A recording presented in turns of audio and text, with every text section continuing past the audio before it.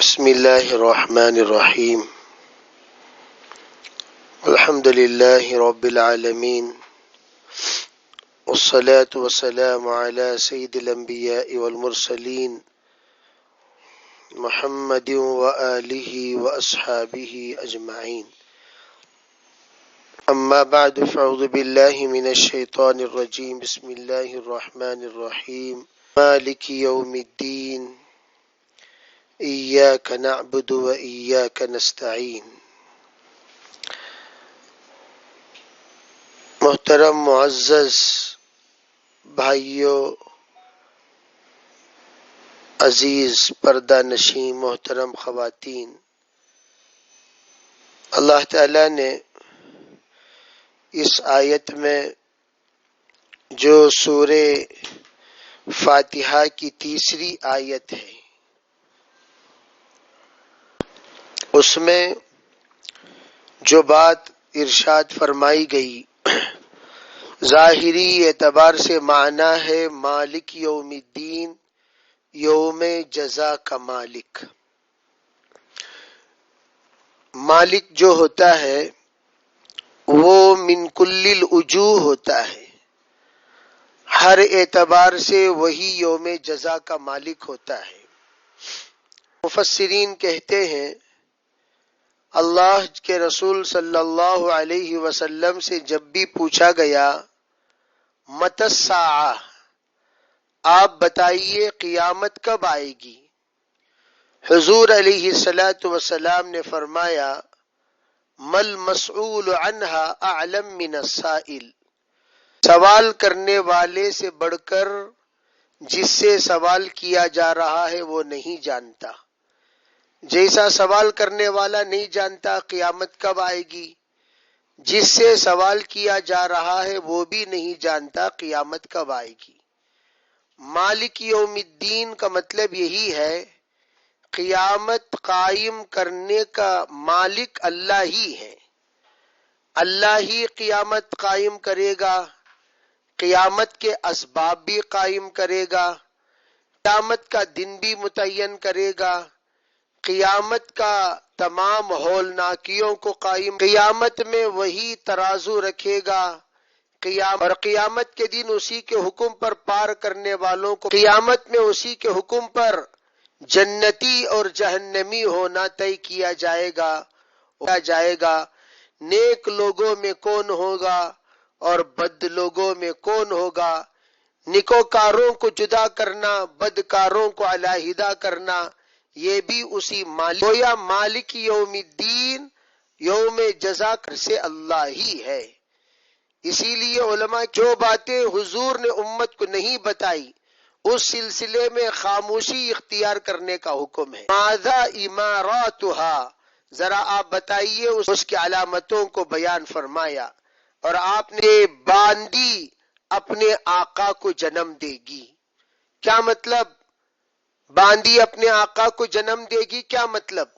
علماء فرماتے ام الولد، جس وقت کوئی بچہ پیدا ہوتا ہے باندی سے، تو باندی سے بچہ پیدا ہوتے ہی ماں آزاد ہو جاتی ہے۔ ام الولد جو بھی ہوتی تھی آقا سے جس وقت وہ ماں بن جاتی تھی، ایسے موقع پر بیٹے کو یہ حکم اس کے ساتھ ماں کی طرح پیش آئے، باندی کی طرح پیش نہ آئے۔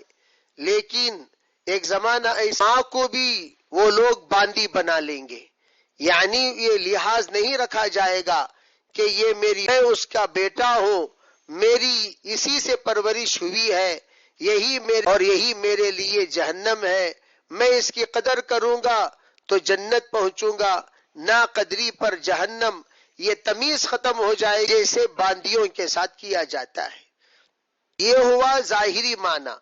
علماء فرماتے ہیں اس کا اس زمانے میں معنی کیا ہے؟ فرمایا اس زمانے میں معنی یہ ہے کہ لوگ اپنے ماں بیٹا ہونے کے باوجود بیٹا ماں کے ساتھ ایسا سلوک کرے گا جیسے باندیوں کے ساتھ۔ بہو کا غلام بیٹا بن جائے گا، بہو کا عاشق، اور یہ ہو جائے گی معشوقہ، اور ماں کو ملازمہ بنا لیں گے۔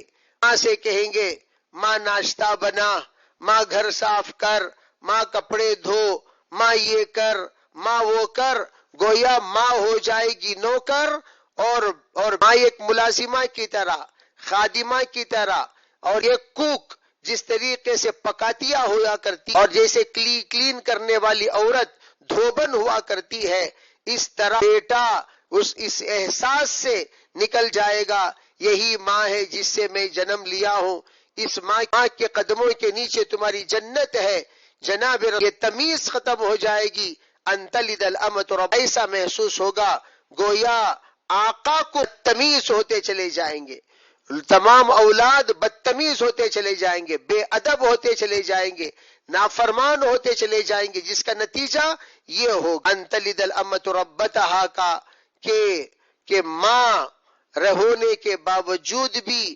ذرا برابر لحاظ نہیں رکھا جائے گا، یہاں تک کہ اس کو کسی بھی حصے میں ماں کے لیے کوئی جگہ نہیں ہوگی۔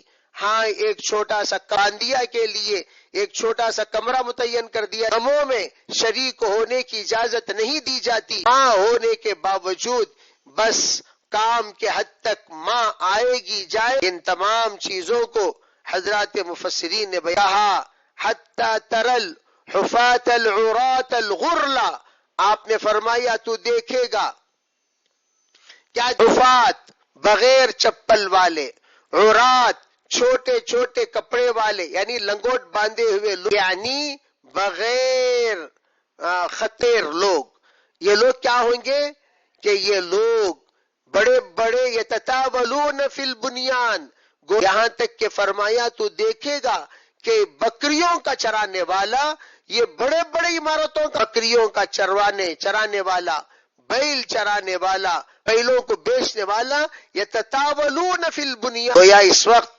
اگر دیکھا جائے، ابھی قریب میں ایک صاحب کہہ رہے تھے ایئرپورٹ کی جس وقت تعمیر ہو رہی تھی اتنی مہنگی زمین خریدی گئی ان لوگوں سے، ان لوگوں کو گننا تو پیسوں کے اعتبار سے ان پڑھ لوگ مالدار ہو جائیں گے، جن کو دستخط کرنا بھی نہیں آتا، ایسے لوگ یتطاولون بڑی عمارتوں کے مالک ہو جائیں گے۔ حضور علیہ السلام گویا نالائقوں کے پاس مال چلا جائے، کوئی تمیز نہیں رہے گی اور نہ ہی استعمال کرنا وہ لوگ۔ اور بھی بتائیے کوئی بات ہو تو جناب رسول اللہ حضرت جبریل علیہ السلام سوال کر رہے ہیں اور نبی علیہ السلام جواب دینے والے حضور ہیں، اس حدیث کو حدیث جبریل وہی حدیث ہے جس وقت آپ علیہ السلام نے الٹے سیدھے سوال کرنے پر ڈانٹ دیا تھا، سب لوگ خاموش ہو گئے تھے، دل میں تمنا کر رہے تھے کوئی سوال کرنے والا آئے سوال کرے اور ہمارے مسائل کا حل نکلے۔ اس وقت میں ایک آدمی آ کر انہوں نے سوال کیا اور اس سوال کا اسلام کے بارے میں بھی پوچھا اور انہوں نے احسان کے بارے میں پوچھا، بتائیے احسان کسے کہتے ہیں؟ ان کے ساتھوں ساتھ انہوں نے یہ بھی سوال کیا قیامت کب آئے گی؟ تو جناب رسول اللہ صلی اللہ علیہ وسلم نے قیامت کے سلسلے میں جو بات بتانی تھی بتا، پھر آپ علیہ السلام نے اس کے ایمان کے بارے میں قیامت کے بارے میں سوال کیا۔ اس حدیث کا جو آخری حصہ ہے یہ آپ اور بھی نشانی بتائیے، تو حضور علیہ السلام دیکھو نشانیوں میں سے ایک نشانی یہ بھی ہے کہ جس کو آپ نے اور انداز سے کہا، وہ کیا کہا اس میں آپ حضرات کے سامنے ابھی دہرایا کہ انتلد الامۃ ربتہا کے ساتھ آپ نے یہ بھی فرمایا کہ تو دیکھے گا، کیا دیکھے گا؟ فرمایا کہ لوگ ایسی ایسی چیزیں اختیار کریں گے، اذا اسد الامر الی غیر اہلی، نالائق کے کو ذمہ دار بنا دیا جائے۔ نالائق کو کیا مطلب؟ غیر اہل، نا اہل کو اہل ذمہ داری دے دی گئی، وہ اس اہل کا لائق ہی نہیں تھا، اس کو ایسی ذمہ داری دے دی گئی جو ذمہ داری بہت بڑی ہے۔ آپ نے فرمایا فانتظری الساعہ، جب نالائق کو بڑا کام سپرد کر دیا جائے، جب نالائق کو ایسے بڑا مقام، اب قریب ہے قیامت، ان قریب قیامت آ جائے گی اور آپ لوگوں کو دھیرے دھیرے اس کی تیاری میں لگ جانا پڑے گا۔ تو آپ کو جناب رسول اللہ صلی اللہ علیہ وسلم کے ارشادات اس بات کی طرف ہمیں اشارہ دے رہی ہیں یہ علامات قیامت جیسے ہی نظر آئے آدمی کو چاہیے کہ ان علامات کی فوراً 13 علامتیں سرکار دو عالم صلی اللہ علیہ وسلم نے بیان فرمائے. وہ اچانک ایک مرتبہ ٹڈیاں ختم ہو گئیں. ٹڈی چھوٹے چھوٹے ایک جیسے ہمارے یہاں چڈے ہوتے ہیں وہ چڈوں کی طرح چھوٹی چھوٹی ٹڈیاں ہوا کرتی ہیں. تو ٹڈیاں ختم ہو گئیں. جب ٹڈیاں ختم ہوئیں تو آپ حضرت عمر بڑے پریشان ہوئے. کہاں اعلان کروایا پورے سلطنت میں، ارے بھائی جلدی جاؤ ٹڈیاں کہاں کہاں ہیں تلاش کرو. پورے سلطنت میں لوگ گھوم کر دیکھا تو ٹڈی کہیں بھی نہیں ملی. حضرت عمر رضی اللہ تعالی عنہ کی خدمت میں حاضر کیا گیا. حضرت عمر رضی اللہ تعالی عنہ اپنے گود میں ڈال کر اس کو اچھالا اس طریقے سے جس طریقے سے خوشی میں اچھالا کرتے ہیں.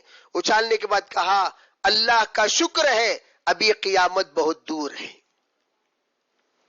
تو یہ حدیث پاک میں فرمایا سب سے پہلی مخلوق جو دنیا سے اللہ تعالیٰ اٹھا لے گا وہ ٹڈیوں کو اٹھا لے گا. خیر بہرحال حضرت جبریل علیہ بات میں بیان کر رہا تھا، اس میں آپ نے فرمایا کہ حضرت جبریل علیہ السلام نے یہ بھی کہا ذا امارتھا فاخبرنی عن امارتھا.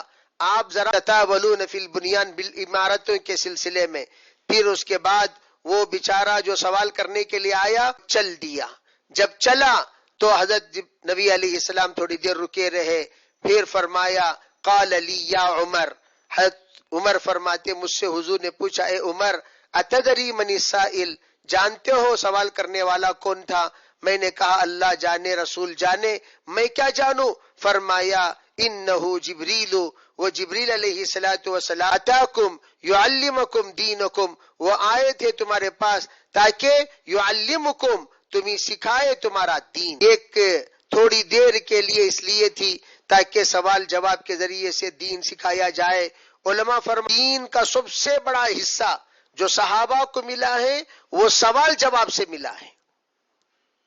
سب سے بڑا حصہ جو صحابہ کرام کو ملا ہے وہ، اور سب سے پہلے اللہ کے رسول نے فرمایا کہ جب تک سوال رہے گا تب تک اللہ رب العزت طلب کو باقی رکھے گا، اور جب تک طلب رہے گا اس وقت تک علم رہے گا. علماء فرماتے ہیں جب سوال بند ہو جائے گا طلب بند ہو جائے گا، علم بند ہو جائے گا. تو گویا مالک یوم الدین کے سلسلے میں میں یہ بتا رہا تھا کہ اللہ جب تمام مالک ہے تو اللہ رب العزت نے باقاعدہ علامات قیامت کا بھی وہی اپنے ملکیت میں رکھا ہے. ہنگاموں سے علامات قیامت نہیں آئے گی. علامات قیامت آئے گی تو کب؟ مالک یوم الدین ہی کے قبضے قدرت میں ہے. اس کو مہدی علیہ السلام کی آمد کے بارے میں بڑی لمبی پیشن گوئیاں ہیں. انشاءاللہ آئندہ آپ حضرات کے سامنے بتایا جائے گا.